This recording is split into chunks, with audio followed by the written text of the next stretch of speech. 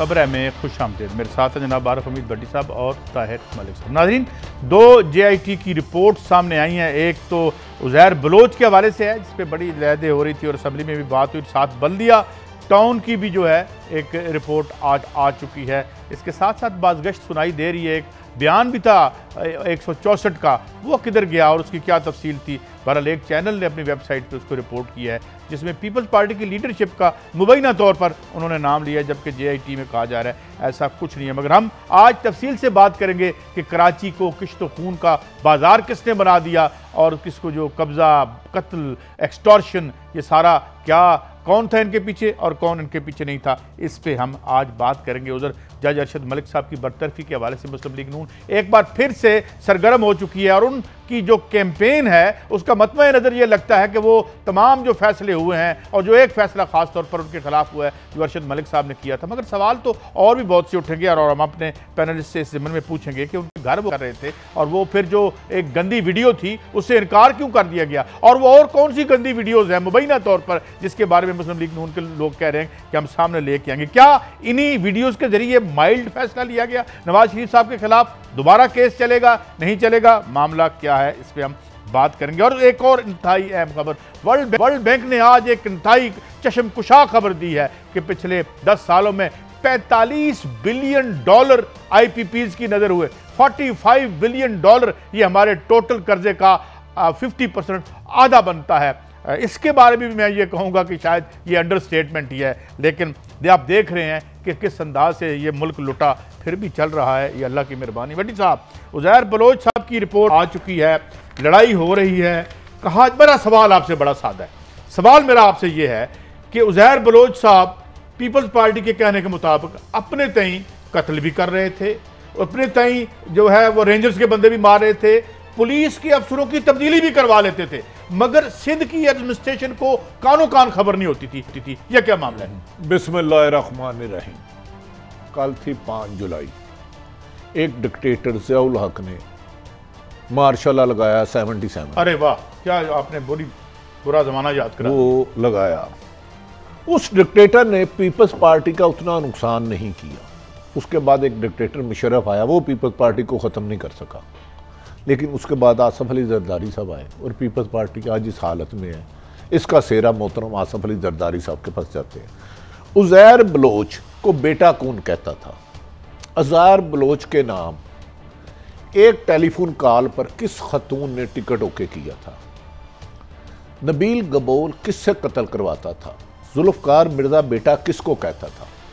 पाकिस्तान में कोई भी बदमाश, गुंडा, जो भी हो, उजरती कातिल हो, किसी की पुष्ट पनाही के बगैर 2 दिन सरवाइव नहीं कर सकता। 2 दिन इलाका थाने की मर्जी के बगैर। उसकी मर्जी से तो SP तैनात होते थे, उसकी मर्जी से तो SHO तैनात होते थे। जब वो इंसानी सुरों से फुटबॉल खेलता था, उस वक्त के MP MNA उसके घर में जश्न मना रहे होते थे और मोहतरमा फरियाल तारपुर भी उनके घर में होती थी। इनको पकड़ा गया दुबई से, मैं बता देता हूं, उज़ैर बलोच को जब पकड़ा गया तो पीपल्स पार्टी की क़यादत में सफ़ा मातम बिछ गया। अफगानिस्तान के रास्ते इनको पेशावर लाया गया। इस दिन आसफ अली जरदारी समेत पीपल्स पार्टी में सफ़ा मातम था, उतना बेनज़ीर की शहादत पर नहीं था, क्योंकि उज़ैर बलोच एक चाबी वाला खिलौना था। उसकी चाबियाँ 3-4 लोगों के पास थी। तो आप क्या समझते हैं, मुकामी सियासी क़यादत या ये जो साहब नज़र आ रहे हैं दोनों, ये किसके कार ख़ास थे? इसी जुल्फ़कार मिर्ज़ा ने कुरान उठाकर कब कहा था कि मेरे से शुगर मिल किसने ली? अनवर मजीद कौन था? तो ये कत्लो गारत पीपल्स पार्टी ने कराई ना। एक शॉट है उज़ैर बलोच साहब की, अबशीर बड़ी अहम है, उस पर हम ज़रा दिखा लें, फिर बात करते हैं। सुनाए ज़रा।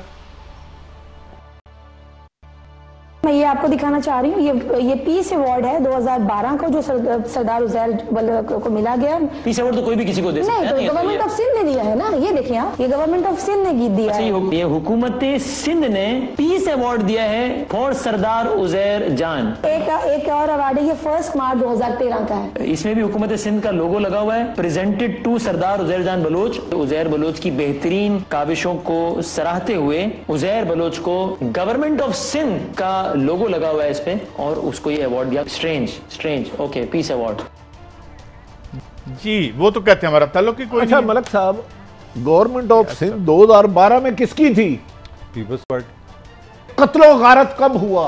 इंसानी अज़ा को पीपल्स पार्टी को काउंटर करने के लिए पीपल्स पार्टी ने एक टारगेट किलिंग का एक गैंग बनाया, जिसे मुबैना तौर पर MQM और दीगर जमातों ने, पलीचों ने, सबने इल्जाम लगाए। उस दौर अमन कमेटी की बात करें, पीपल्स अमन कमेटी, अमन कमेटी अमन के लिए बनाई गई। किसने बनाई थी? वो तो अमन कमेटी में अमन न्यूज़ कमेटी कहते हैं ना, सरगना कौन था? अच्छा 2012 में ये कत्लो गारत भी जारी थी, अगवा बराए तवान भी जारी थे, कब्जा ग्रुप भी जारी था। उस वक़्त की एक मुल्क की अहम तरीन शख्सियत सिंध से, उनके कहने पे उज़ैर बलोच ने 3 बंदे मारे कि जब उसने एक बिल्डिंग पसंद कर ली है अहम तरीन शख्सियत ने, उनका हम नाम नहीं लेते, उसमें 2-3 JIT बनी है। एक JIT में पीपल्स पार्टी की क़यादत का नाम भी था, लेकिन उस पर सिग्नेचर नहीं हो सके, उसे रोक दिया गया। तो इसको 2012 में इनाम क्यों दिया गया? कत्ल ज़्यादा करने पे, भत्ता ज़्यादा लेने अरे पे। ये अब ये उस वक्त मेरे ख्याल में कैबिनेट में थे जब ये कह रहे थे, मिनिस्टर थे जी हाँ। ये उस वक्त छोड़ गए थे। मेरा जो भट्टी साहब की बात, तो ये राइट हैंड किसके थे? आसफ अली जरदारी साहब के। आपको पता है ये डॉक्टर जुल्फ़िकार मिर्ज़ा साहब हाँ, किसके जाहिर right है, hand थे? बचपन के दोस्त हैं, बचपन के दोस्त है। वज़ीर दाखिला भी सिंध का उन्होंने बनाया था। वो तो जब शुगर मिलों पे फड्डा पड़ा तो वो हुआ। मुझे बता दें, क्या पीपल्स पार्टी सिंध में मासूम सिंधियों को, उर्दू स्पीकिंग को कत्ल करने वालों को अवार्ड किस लिए दिया था? के बाद हम और चश्म का जो है वो इंकशाफात हम आपके सामने लाएंगे और हम देखेंगे क्या वाकई इनका ताल्लुक था सिंध से या इनकी अपनी रियासत थी सिंध के अंदर जिसके तहत ये सब कुछ खुद ही कर रहे थे। एक ब्रेक के बाद बल्दिए वेलकम बैक। जी भट्टी साहब, अब मैं इस रिपोर्ट में देख रहा था कि कुछ ऐसे भी जराइम हैं जो ऐसे अदवार में हुए हैं जब पीपल्स पार्टी की गवर्नमेंट थी, जिस तरह मैंने अभी आपको 1-2 बताए। आज ये 6 बजे के बाद ही रिपोर्ट रिलीज़ हुई है, तो हम अभी इसको कल मज़ीद इस पर हम बात भी करेंगे। तो ये फिर, और ये 2 भट्टी साहब अवार्ड दे रहे हैं उनको, उनकी हमशीरा अवार्ड। साहब आप थोड़ा सा ये बताएं, फरियाल तालपुर इनके घर जाती रही, इनके कहने पे वोट देती रही, टिकट देती रही। मुझे बता दें, जिस बंदे ने 198 कत्ल किए और इनके कत्ल की पूरी दास्तान है उस डिनर, और में वज़ीर आज़म कौन था, वज़ीर कौन था, वज़ीर आला कौन था, ये पूरी हिस्ट्री निकाल लें। क्या सिंध में ये कल्चर बेनज़ीर के दौर में तो था नहीं कि इंसानी जिस्म के सरों से फुटबॉल खेलने वाले उज़ैर बलोच को सिंध हुकूमत इनाम दे? ये किस चीज़ का इनाम दिया? जो आपकी लॉजिकल सबसे बात है वो ये, मैं ये सोच रहा था जो आम सिंधी है, आम पंजाबी, आम बलोची है, वो अपने बच्चे का शनाख्ती कार्ड मुझे बना के दिखा दे, अपनी बेटी की बर्थ सर्टिफिकेट बना के दिखा दे, अपना ड्राइविंग लाइसेंस ला के दिखा दे, कोई छोटे से छोटा काम मुझे बताएं, बड़े से बड़ा। ये बंदा SSB बदल रहा है, ये बंदा SHO बदल रहा है, ये कह रहे हैं तो वज़ीर आला, ये बंदा कैसे एक कातल, उजरती कातल कैसे बदल सकता है? तो फिर यहाँ तो फिर आप कह दें कि पाकिस्तान की रियासत वज़ीर आला उस दौर में कौन था? पीपल्स पार्टी का दौर है ये सारा। ये शाह साहब के वालिद साहब थे, इनके जो मौजूदा आपके CM कायम अली शाह साहब। हाँ, इसका मतलब है कत्लो गारत के पीछे। अच्छा, मुझे एक बेनज़ीर साहबा के बहुत ज़्यादा मदायत जिन्होंने पीपल्स पार्टी बनाई थी आज हुई, मैंने कहा सर ये क्या उज़ैर बलोच है? उसने कहा कि इसका एक ही हल है कि मिलिट्री कोर्ट में उज़ैर बलोच का केस भेज दिया जाए। अब जो सजा है ना उसी मिलिट्री कोर्ट से ही है जो इस वक्त 12 साल मिली हुई है। आपको तो दूसरे कुछ लोग जरदारी को बचाना चाह रहे हैं हम लोगों को, क्योंकि एक JIT बनी थी, एक 164 का बयान भी है, कल हम वो नाज़रीन को दिखाएंगे, उसमें किस किस शख्सियत का नाम है। 164 का बयान। अच्छा 162 में और उज़ैर बलोच की एक वो कहानी बताऊंगा। मैं वाज़िह कर दूं, जो मजिस्ट्रेट के सामने जब आपको बयान देते हैं उसको 164 कहते हैं, जो ये वही बयान था जो सागदार साहब ने भी दिया था, मगर ज़ाहिर है वो केस पीपल्स पार्टी की अहम तरीन शख्सियत एक खातून है, एक उनका भाई है, उनकी और उज़ैर बलोच की कुछ गुफ्तगू है, हम कोशिश करेंगे कल वो हासिल कर ले, नहीं तो इंशाअल्लाह ताला जैसे ही हुई वो अच्छा बड़ी साहब मैं आवाम के सामने रखेंगे कि आपके रहबर हैं कि कातिल हैं, फैसला आप। बटी साहब एक एस्पेक्ट है जो जिस पे उज़ैर बलोच की गुफ्तगू बता रहा हूँ। उज़ैर बलोच की एक कत्ल करके आया था 3 बंदों को, अहम तरीन खातून शख्सियत सियासी जमात की से गुफ्तगू की रिकॉर्डिंग इससे आगे जो बात है वो इससे ज़्यादा भी सोचने वाली है कि एक हमसाया बात मुल्क तो सुनिए। ईरान का पासपोर्ट है उसके पास, ये पासपोर्ट भी खुद ही बनाते थे और ये भी इंफॉर्मेशन है कि हज के नाम पे जाके ये इंटेलिजेंस एजेंसीज, मैं पाकिस्तान की बात नहीं कर रहा, उनसे मिलते भी रहे हैं। तो ये भी सारा उन्होंने ये भी कन्फेस किया है कि 500 गुंडे भेज के उन्होंने कुछ फ्लैट और कुछ जगह भी किसी के लिए खाली करवाई थी। लेकिन मैं इसके साथ दूसरी रिपोर्ट पे भी आ जाता हूँ, वक्त कम है। यार अच्छा इसके आखिरी आप पासपोर्ट बनवा सकते हैं किसी मुल्क का। अब पासपोर्ट नहीं, आप इस मुल्क में 10 मिनट चल नहीं सकते, आपको रोक लेगा, अपनी शनाख्ती कार्ड दिखाएं। फिर ये तो और दूसरी बात कादी साहब, उज़ैर बलोच का बेनिफिशरी कुछ डॉक्यूमेंट्स के साथ हम बताएंगे। एक मुल्क की अहम तरीन शख्सियत खरबों रुपए से बेनिफिशरी हुई है। उज़ैर बलोच एक उज़ैर था, उसको इशारा जाता था ये काम कर दो, इसके कोड वर्ड थे। वो बंदा पाँव के साथ चलता अच्छा नहीं लगता, जिसका सर कलम करना था उसका कोड था यार वो काफ़ी दिन हो गया सर कटा नहीं देखा। ये कोड किसने बनाए थे उसका नाम बताएंगे, उसकी रिकॉर्डिंग कोशिश करेंगे, आपको बताएंगे। सिंध की अवाम के साथ रोशनियों को शहर कराची, इसको कत्लगाह में किसने बदला, उजड़ती कातलों के हवाले किसने किया। ये एक और बड़ी खौफनाक रिपोर्ट है, ये है बल्दिया फैक्ट्री फायर केस था, बड़ी तवील अर्स के, और ये निकला इसमें से क्या, इसके मालकान तो कहते रहे फैक्ट्री के कि हमसे इन्होंने उस वक्त शायद गालबन में, अगर गलत मेरा हाफजा साथ दे रहा है तो 24 करोड़ मांगा, कम दिया, 20 करोड़ मांगा, फिर उसको बंद कर दिया गया। उसको बाहर से उसके जो भागने के रास्ते थे ताले लगा दिए गए और अंदर लोगों को जिंदा जला दिया गया। और उसके बाद जो है ये भत्ते के लिए, ये मुझे मलिक साहब आप मुझे ये बताएं कि ये जुर्म जो है ये जमहूरियत और सियासत के अंदर कैसे घुसा, मार्शल लॉ ने लाया या जमहूरियत वाले भी इस पर इतने ही गुनाहगार थे, ये जो आज हम देख रहे हैं, क्या वजह है? देखिए काजी साहब, बड़ा टेक्निकल और डिफिकल्ट सवाल है। अगर इसकी बहस में पढ़ेंगे तो 2 घंटे बहस हो सकती है, मगर एक बात मैं आपको यकीन से कह सकता हूँ, जब आप वोट से हुकूमतें नहीं बनाएंगे, जब आप मुकमुका करके हुकूमतों में आएंगे तो फिर आप माफिया यार पीपल्स पार्टी वाले ये वो पीपल्स पार्टी नहीं है, नो नॉट एट ऑल। मेरी बात सुने, सिंध में आज भी इसकी बेस तो है नहीं, बेस तो है, मगर बेस आपको याद है 2008 इंटरनेशनल इदारे कहते हैं कि ये डील के नतीजे में हुकूमत बनी है। जब आप हुकूमत बनाएंगे नहीं जमहूरियत के बुनियाद पे, आप अवाम की मैं इसका देता आप बेस में नहीं है। 5 जुलाई 2017 को एक डिक्टेटर जियाउल हक नाम के आमर ने 3 तोहफे थे उसके, एक नवाज शरीफ, एक गुलताब सैन, एक हिरवन और क्लाशनकोव, उस दौर की आज तक चलती आ रही हैं। उसके बाद नवाज शरीफ आए, 84 में गालमन रेफरेंडम कराया जिसके तमाम अखराजात नवाज शरीफ वगैरह ने उठाए। उसके बाद गैर जमाती इलेक्शन में खरीदो फरोख्त शुरू हुई, पैसा आए। उस दौर में आपको याद होगा टीवी के अखबारात के खाली जगह जाती थी, डिक्टेटर के बंदे उतरवा देते थे। वो उस दौर के बाद सहाफत में लिफाफा कल्चर फ़रोग दिया गया नवाज शरीफ साहब ने, और उजड़ती कातलों और ताजरों और जगीरदारों को सियासत बेच दी गई। भट्टो दौर तक सियासत आम बंदे का काम था, अरबों रुपए का इलेक्शन नहीं होता था। ये कल्चर आया, लेकिन ये जो बल्दिया फैक्ट्री में आग लगाने वाले मुलजमों को तकरीबन 250 लोगों को जिंदा जला दिया गया। उसके बाद कितनी हुकूमतें आई, अभी तक असल कातल क्यों नहीं पकड़े गए? वो जो इंसान राख हो गए, ना वो सिंधी थे, ना वो बलोची थे, ना वो उर्दू स्पीकिंग थे, वो सब पाकिस्तानी थे। अच्छा बटी साहब, हम एक ब्रेक पे जा रहे हैं और जब हम ब्रेक से वापस आएंगे हम बड़ी खौफनाक रिपोर्ट्स हैं नाज़रीन जो हम आपके साथ शेयर करेंगे। एक तो ANF की कार्रवाइयों में हमें एक ये कहते हैं टिप ऑफ एन आइसबर्ग है, कितने बिलियन डॉलर की जो है वो मनशियात पकड़ी गई हैं। और इसके साथ साथ हम अभी और भी बड़ी खबरें हैं, जनाब अरशद मलिक साहब का केस दोबारा से जिंदा हो रहा है, इसके कुछ रेपरकशंस होंगे। ये कौन थे अरशद मलिक साहब? हमने तो इनको एक वीडियो में देखा था, अल्लाह माफ़ करे हमें, और क्या और भी वीडियोज़ इनकी आ रही हैं, और क्या इन वीडियोज़ के सिले में मियाँ साहब की सज़ाएँ ख़त्म हो जाएंगी? एक ब्रेक के बाद और फिर पावर सेक्टर के हवाले से एक आंखें खोल देने वाली खबर कि कितने बिलियन डॉलर आपके मेरे जो है इस तरह से लुट गए। एक ब्रेक के बाद वेलकम बैक। जी भट्टी साहब, ये 2-3 रिपोर्ट्स हैं, बेसिकली मुराई साहब की भी एक रिपोर्ट आई है, मगर इनका अभी हम अरशद मलिक साहब की स्टोरी की तरफ आएंगे, मगर आप इसको कंक्लूड कर दें, कोई सजा जजा नहीं होनी तो फिर ये देखें, मैं मलिक साहब कल भी कह रहा था, खुदा रसूल का वास्ता है, कौम को बेवकूफ़ बनाना छोड़ दे, ये कमीशन बनाने बंद कर दे, GAT बनाने बंद कर दे, रिपोर्ट देने बंद कर दे। ये बल्दिया फैक्ट्री की अनऑफिशियल हमने ये ब्रेक कर चुके हैं, रिपोर्ट शाया हो चुकी है, और ये उज़ैर बलोच की भी।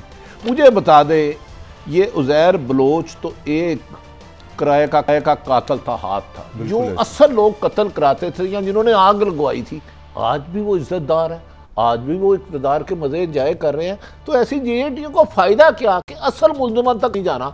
उज़ैर बलोच को सजा देना नहीं, उज़ैर बलोच और 10 पैदा कर लेंगे, 50 पैदा हो जाएंगे। जो उज़ैर बलोच बनाता है, नहीं भट्टी साहब, सवाल ये है, फैक्ट्री को आग लगवाता है, टाइम थोड़ा है, ये सवाल है कि इससे आगे क्या होना चाहिए। मैं आप दोनों से पूछता हूँ ना, व्यूअर के लिए बताएं कि इससे आगे क्या स्टेप है। इससे आगे ये होना चाहिए, बताएं। Chief justice of Pakistan immediately, अगर वो इंसान के कत्ल को नाहक समझते हैं, 200 इंसान की बात हो रही है, ये दोनों जेएनटीयू उज़ैर बलोच बुला रहे और किसी को कहें कि असल बंदों का पता करे। उज़ैर बलोच और ये सामने हम हाथ से दिखी तो सामने था ना, पीछे कौन था, उन सबको उल्टा कमेंट करके मैं अगली स्टोरी पे जा रहा हूं। मलिक साहब, पॉलिटिकल वर्कर को जब से किराए के कातलों ने रिप्लेस हुए हैं, जब से गुंडे जो हैं उसकी जगह पॉलिटिकल वर्कर इधर गए हैं, नजरिया निकला है, तो बीच में कब्जे ग्रुप आए हैं, तो ये सब कुछ हुआ है। ये इस जमहूरियत को यहाँ तक ले आए हैं, यही इनकी औकात थी। आगे बढ़ते हैं जनाब, एक और बड़ा इशू, जज अरशद मलिक साहब को बरतरफ कर दिया गया। थोड़ी सी आपकी मेमोरी फ्रेश कर दूं, ये वही हैं जिनकी एक गंदी वीडियो दिखाई गई थी मुस्लिम लीग नून की एक बहुत बड़ी प्रेस कॉन्फ्रेंस, जिसमें परवेज रशीद साहब, मोहतरम मरियम नवाज साहब और बहुत लोग थे, और बाद उन्होंने FIA में जाके, और मेरे शहबाज शरीफ साहब भी थे, उनका ही संत पता ही कोई नहीं है की वो जिस वीडियो में उन्होंने कहा था मेरे पे दबाव है, ठहरे ना जरा, मुझे याद करने दे, वो वीडियो की बात करें। एक वीडियो उसमें उन्होंने कहा था मुझ पे दबाव था फैसले का, वो भी तो एक वीडियो शामिल है। वो मुझे नहीं, आप एक गंदी वीडियो की बात करें, मैं दूसरी वीडियो, एक और वीडियो, और इसमें खबर एक थी कि ये नवाज शरीफ साहब के घर भी गए थे जज होते हुए हैं, और एक इंतहाई शेडी कैरेक्टर का माफी नहीं मांग रहे, ये ड्रामा किया है मुस्लिम लीग नून ने। वो बट फ्राडिये के वाकफ थे, नासिर बट लंदन वाला ये जो वीडियो है ना, ये जज साहब की 20 साल पुरानी है, मुल्तान के काम की, एक असलम नामी।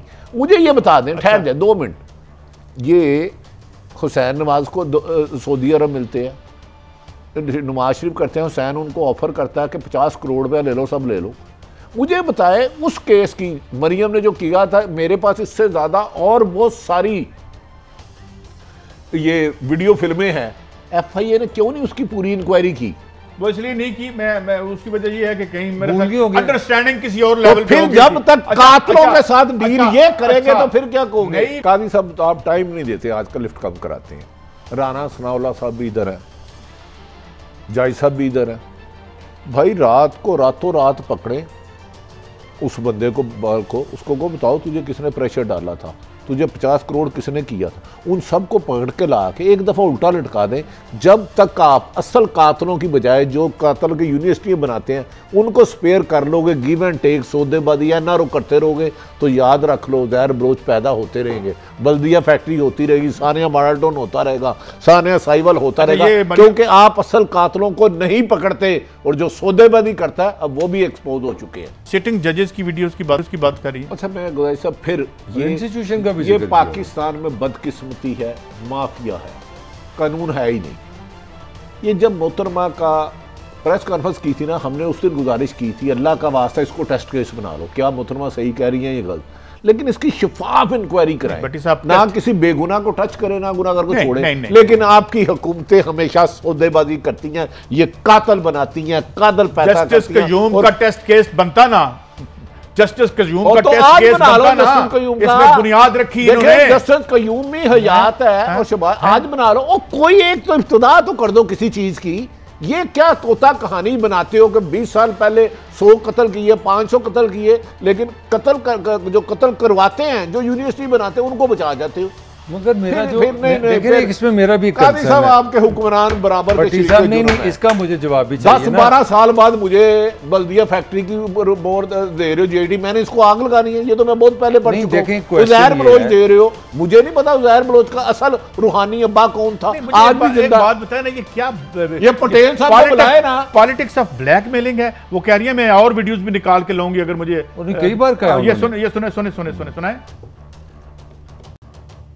एक चीज़ मैं आपको और बता दूं कि अगर किसी ने किसी तरह की भी कोई शरारत करने की कोशिश की, कोई भी नास्टी प्ले करने की कोशिश की, तो मैं ये ज़रूर आज आपको बता दूं कि मेरे पास इससे भी बड़े सबूत हैं और मुझे मजबूर ना किया जाए क्योंकि उसमें नाम है मैं नहीं चाहती कि वो नाम जो है इस वक्त मैं उनको सामने लेके आऊँ। क्यों नहीं, किसके नाम है, नहीं, क्यों नहीं लेके आते? एक सिंपल आर्गूमेंट है। सिंपल आर्गूमेंट ये कि आपकी हाई कोर्ट ने एक जज से कहा कि आपने मिसकंडक्ट किया, ये एक लॉजिकल सा क्वेश्चन है, कॉमन सेंस का क्वेश्चन है।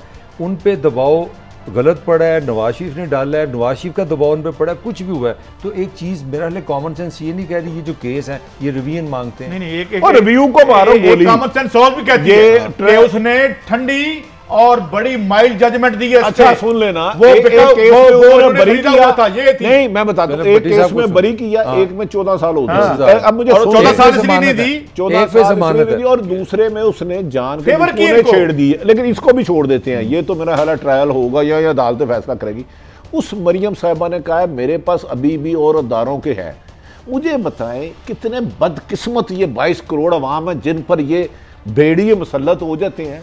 आप क्यों नहीं इंक्वायरी करें? बेनज़ीर को, मरियम को बुलाते, शहबाज शरीफ को बुलाते, बताओ भाई किस किस की अहम अदारों की आपके पास फुटेजें दिखाएं, उनको सजा दें। भट्टी साहब एक दफा आपने खबर दी थी कि वीडियोस का मुकाबला भी हो सकता है, दूसरे पास से भी है, उससे ज्यादा है। और मरियम साहिबा ने इस प्रेस कॉन्फ्रेंस से पहले लंदन, अमेरिका और दुबई इनकी कापियां भेज दी थी। लेकिन फिर मेरा सवाल है, छोड़ दे मरियम साहिबा ने सही कहा गलत, आपकी हुकूमत है ना जो मदीने की रियासत को कहते हैं क्या कहते हैं, माफिया कर दी, मैं आप पे माफिया हुई। इस केस को टेस्ट बना ले, मरियम साहिबा को बुला ले, जिसने प्रेस कॉन्फ्रेंस की, उन्हें बताएं जी असल हकायक लाएं ताकि हम इस मुल्क से बुराई को जड़ से खत्म करें। जुड़ाई मुझे बताएं ना, बुराई को खत्म क्यों नहीं करते? इस तरह खत्म हो सकती है। आप सच, वो जो नासिर भट्ट साहब थे, क्या नाम था उनका? वो नासिर भट्ट, वो जो उसने कत्लो गारत की थी, पीएम हाउस ठहरते रहे हैं। आजकल उन्होंने कहा है कि पीएम साहब का पीएम साहब ने बचाया था। भाई साहब एक सेकंड लूंगा आपसे, सिर्फ एक, मैं चैलेंज करता हूं, नासिर भट्ट ने ये वीडियो पहले खरीदी थी। मुल्तान का एक बंदा था, उसके पास और भी 10 अफसरों की वो तो खबर आ गई। तो ये नासिर भट्ट को क्यों मुल्क से भागने दिया है? अगर ये सच्चे हैं, मान लिया ये सच्चे हैं, मुल्क में आए, आके कानून का सामना करें। आप हमेशा उजड़ती कातलों को, कातिल बनाने वालों को बचाते रहते हैं, मेन किरदारों को बचाते रहते हैं, छोटे मोटों को आगे करके सजा दे। यही बात की क्लैरिटी के लिए मरियम साहिबा भी इनके हवाले से कुछ कह रही। उस वीडियो में क्या था वो मैं इसलिए यहाँ नहीं बताना चाहती कि मैं किसी की ज़ाती ज़िंदगी पे कोई कीचड़ नहीं उठाना चाहती। वो एक बहुत ही ख़राब और इखलाक से गिरी हुई किसी की ज़ाती ज़िंदगी की वीडियो थी। उसमें क्या था मैं नहीं बताना चाहती, वो अल्लाह ताला का मामला है और जज साहब का मामला है। देखें इसका मतलब है कैसे 2 मिनट इन्होंने देखी ना, वो नहीं बताना चाहती, अच्छी बात है। वैसे बता भी दिया उन्होंने आपस की बात, बता तो सब कुछ दिया है, लेकिन बता दिया। फिर मुझे बता दे, आज भी हुकूमत सोई हुई है। एक ब्रेक है भैया, वो तो जंगीर को टेस्ट केस बनाते। सर ये ब्रेक है, ये क्या ब्लैकमेलिंग, हम पॉलिटिक्स देख ही रहे थे, अब क्या ये जुडिशियल बैटल्स में भी जो है ये वीडियोस पे ही फैसले होंगे? बहरहाल एक ब्रेक के बाद आते हैं और बहुत कुछ हमारे पास, और ख़ास तौर पर पावर सेक्टर के हवाले से आंखें खोल देने वाली खबरें एक ब्रेक के बाद। Welcome back. सबसे पहले तो मैं शेख रशीद साहब का एक शॉट सुनवा दें जो इस वीकेंड पे बहुत ही वायरल हुआ है।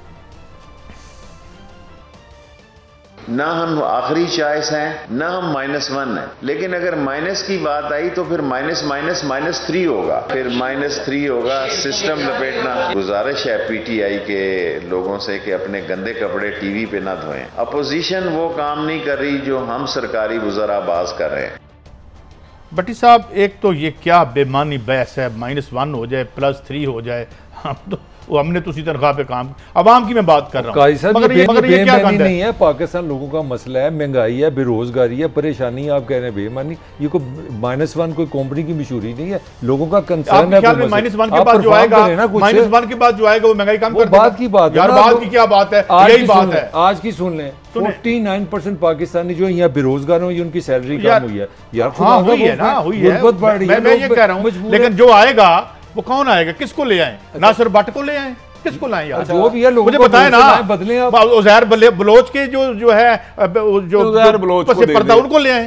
लोगों को किसको लाएं, लाएं? लोगों को चॉइस दें, जिनका मुल्क है उनके हवाले करें। आप बता देना किसको लाएं? मैं अगर लोगों को आप फेयर एंड फ्री इलेक्शन, यार बंदा ओनली वन थिंग, यार ये -1 में इलेक्शन तो नहीं हो रहा ना। नहीं, ये तो हो रहा है कि भाई इसमें हम अरेंजमेंट चेंज करें। बड़ी साहब किसको लाएं? बताएं। ये बुनियादें सही नहीं बनी यार बताएं ना। ये बुनियादों में नवाज शरीफ होगा तो अच्छी ठीक कैसे? शेख रशीद साहब का फरमान है -3। ये बातें हो रही हैं, चलो सुन ले, अब ये हो रही हैं, लेकिन मैं आगे जा रहा हूं।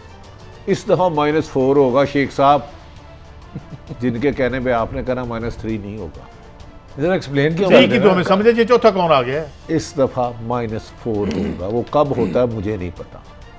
आपकी हिकमत अमली, आपको जिसने कहा वो ठीक कहा, लेकिन ये उसकी बात है। इस दफा -4 होगा। ये -1 माइनस के 20-25 साल से आप खेल रहे हैं, 85 से। इस दफा मैं आपको खबर दे दी है ना, बस इससे ज्यादा खबर नहीं। इस -4 में क्योंकि जो माइनस कराता है ना, इस दफा वो खुद माइनस होगा। बट साहब ये एक नई जो और बात उसके अंदर की बात बता रहा हूं। अच्छा ये तो बात होगी। नहीं, ये जो मेरा सवाल पीटीआई के वुज़रा हैं जो नून लीग से मिलने क्या है, मिले साड़ी खिदमत करो, हुकूमत बदली, ये क्या है -4 में ये किधर आ रहे हैं? ये बताएं। ये भी -4 का ही एक हिस्सा है। अच्छा। पीटीआई के कुछ लोग हैं जो इमरान खान से बहुत ज्यादा बागी हो चुके हैं। बज़ाहिर वो इमरान खान के साथ जो बेहतरीन कप्तान इमरान खान की रिकॉर्डिंग भी जाके वो दूसरों को देते हैं। इमरान खान की रिकॉर्डिंग 1-to-1 मुलाकात करते हैं। इमरान खान साहब ने एक लफ्ज कहा, इन्होंने मुझे नवाज शरीफ समझा हुआ, मैं वो नहीं, जासूसी कर रहे हैं वज़ीर आज़म की। इतना लफ्ज कहूंगा और इससे अगले लफ्ज, क्योंकि वो डेंजर जोन में चले जाता है। कल देखा ना, रास्ता आगे बंद, खतरनाक। मेरा सवाल और है आपसे। मेरा सवाल मलिक साहब शायद मैं समझा नहीं पाया सही, लेकिन मेरा जवाब समझ आ गया, समझ आने वाला। मैं अर्ज करता हूं, काजी साहब को भी समझ आ गई जान के। नहीं, मैं सवाल ये है ना, देखिए हम तो पब्लिक के नुक्ते निगाह से देखते हैं ना, हमारा तो कॉरिडोर्स ऑफ पावर से कुछ लेना देना नहीं है। सवाल ये है कि -1 हो -2 हो, मेरी तो माइनस जेब हो रही है, मेरी माइनस तनख्वाह हो रही है। वो कोई भी इनमें से आ जाए, वो कर लेगा ठीक। इन हालात में जो मर्जी आ जाए, अवाम ही माइनस होगी। और तो फिर मैं यही कह रहा हूं, क्या फायदा ताकतवर हल्के, मैं चंद खान और ताकतवर हल्के सिर्फ प्लस होंगे। क्योंकि आप सोच नहीं सकते, हम तो पॉलिटिशियन कहते हैं, कुछ और लोग जितना पैसा बना रहे हैं ना, तसव्वुर भी। अब क्लोजिंग का वक्त है, मगर मैं 2 खबरों के बारे में बता दूं। टाइम नहीं है नाज़रीन, 2 खबरें हमारी रह गई हैं। एक तो ये कि 45 बिलियन वर्ल्ड बैंक कह रहा है कि इस पावर सेक्टर ने कैसे 10 सालों में हमारी जेब काटी है, इस मुल्क की जेब काटी है। और उज़ैर बलोच साहब का 164 का जो बयान है वो भी हमें मिल गया है। उसमें उन्होंने क्या कहा है, किसके बारे में क्या कहा है, ये कल आपको बताएंगे। वक्त खत्म हो, इजाज़त, अल्लाह हाफ़िज़।